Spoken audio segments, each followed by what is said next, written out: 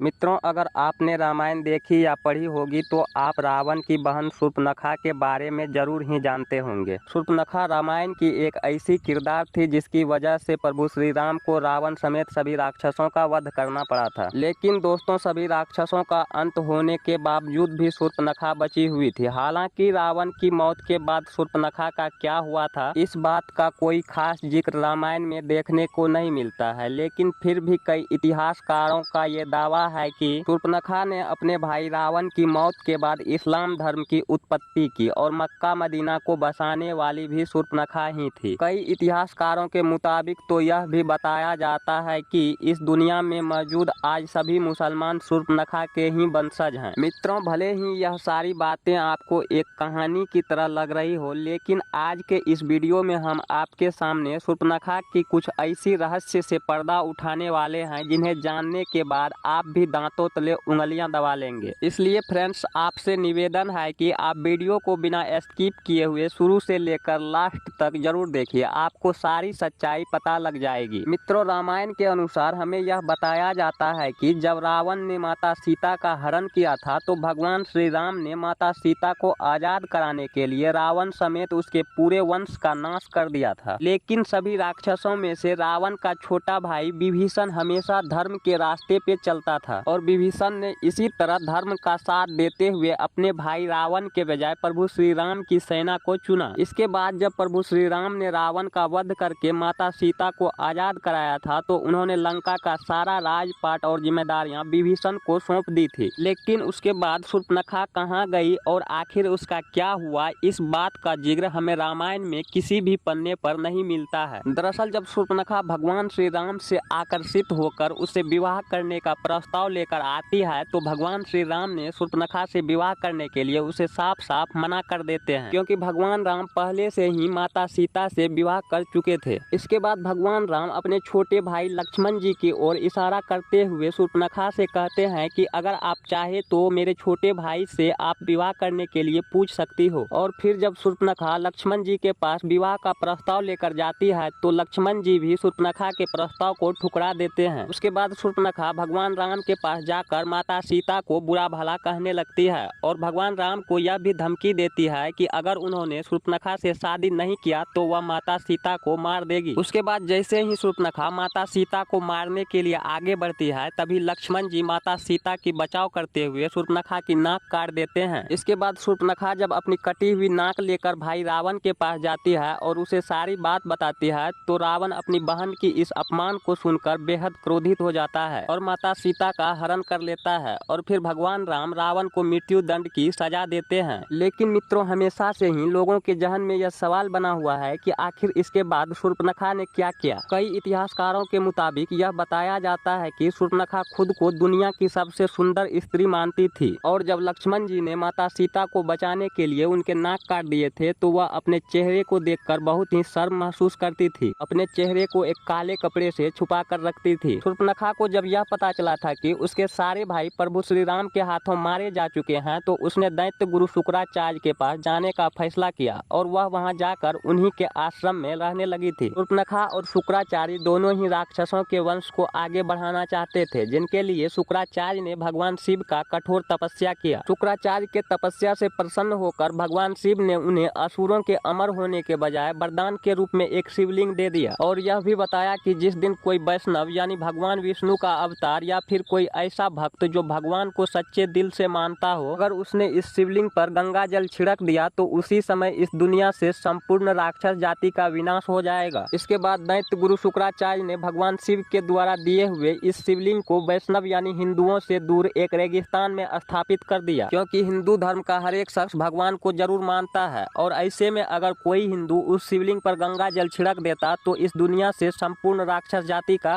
अंत हो जाता। इसलिए शुक्राचार्य ने इस शिवलिंग को दूर ले जाकर एक रेगिस्तान में स्थापित कर दिया और रेगिस्तान में जिस जगह पर यह शिवलिंग को स्थापित किया गया था उस जगह को आज हम सब मक्का मदीना के नाम से जानते हैं। दोस्तों, भले ही यह सारी बातें सुनने के बाद हजम न हो रही हो, लेकिन आपने कई विवादित बयानों में यह जरूर सुना होगा कि प्राचीन काल में यहाँ पर मक्केश्वर महादेव का एक मंदिर हुआ करता था जहाँ भगवान शिव का एक शिवलिंग स्थापित था। मित्रों, यह वही शिवलिंग है जिसे भगवान शिव ने दैत्यों के गुरु शुक्राचार्य को दिया था और शिवलिंग को दैत्य गुरु शुक्राचार्य ने हिंदुओं से छुपाने के लिए भारत से दूर सऊदी अरब में मक्का में स्थापित कर दिया था। शुक्राचार्य ने इस शिवलिंग को सऊदी अरब में इसलिए स्थापित किया था क्योंकि उन्हें ऐसा लगता था कि यह बात कभी किसी हिंदुओं को पता नहीं चलेगी और इससे राक्षसों का वंश भी सुरक्षित रहकर आगे बढ़ता जाएगा। आपको बता दें कि दैत्य गुरु शुक्राचार्य ने शिवलिंग की सुरक्षा का काम शूर्पणखा को सौंप दिया था। उस समय शूर्पणखा हमेशा ही अपने चेहरे को काले कपड़े से ढककर रखा करती थी और फिर शूर्पणखा ने अपने वंश को आगे बढ़ाने के लिए कई बच्चों को जन्म दिया, जिसके बाद वही बच्चे आज शूर्पणखा की इस परंपरा को निभाते आ रहा है। जी हाँ मित्रों, हम बात कर रहे हैं मुसलमानों की। आप जब भी मुसलमान महिला को देखा होगा तो यह जरूर गौर किया होगा कि वह हमेशा अपने चेहरे को ढककर रखती है और इसके लिए वह बुर्का पहनती है। मुसलमान महिलाओं के इन कपड़ों में केवल उनकी आंखें नजर आती है और जब नाक कटने के बाद शूर्पणखा अपने चेहरे को कपड़े से छुपा कर रखती थी तो उनकी भी सिर्फ आंखें नजर आती थी। मक्का मदीना में मक्केश्वर महादेव का जो शिवलिंग स्थापित किया गया था उसकी सुरक्षा में शूर्पणखा वहीं पर रहना शुरू कर दिया था और मक्का मदीना आज दुनिया की एक ऐसी जगह बन चुकी है जहां पर हिंदुओं को जाना साफ तौर पर मना है। इसके अलावा बताया तो यह भी जाता है कि सऊदी अरब में जिस जगह पर मक्का मदीना मौजूद है उसके आसपास तक की सभी जगह पर हिंदुओं को रहने की इजाजत बिल्कुल भी नहीं दी जाती है। मक्का मदीना में रहकर ही शूर्पणखा ने अपने वंश को आगे बढ़ाया और नई नई परंपराओं का निर्माण किया। इसमें से एक परंपरा थी बुर्का पहनना और ये रिवाज शूर्पणखा के समय से ही चला आ रहा है। दोस्तों, ऐसा बताया जाता है कि द्वापर युग बीत जाने के बाद शूर्पणखा के वंशज आज के समय में इब्राहिम धर्म के अनुयायी हैं और इस वजह से इस्लाम धर्म में शुक्रवार को एक विशेष महत्व दिया जाता है। इस बात का जिक्र धार्मिक ग्रंथों में भी किया जा चुका है। मित्रों, यह सारी बातें किनारे करके अगर इस कहानी पर गौर किया जाए तो जरा एक बार सोच कर देखिए आखिर ऐसी कौन सी वजह है जिसके चलते किसी भी हिंदू को मक्का मदीना के अंदर जाना साफ तौर पर मना है और अगर कोई हिंदू चाहे भी तो मक्का मदीना के अंदर नहीं जा सकता है। आखिर ऐसी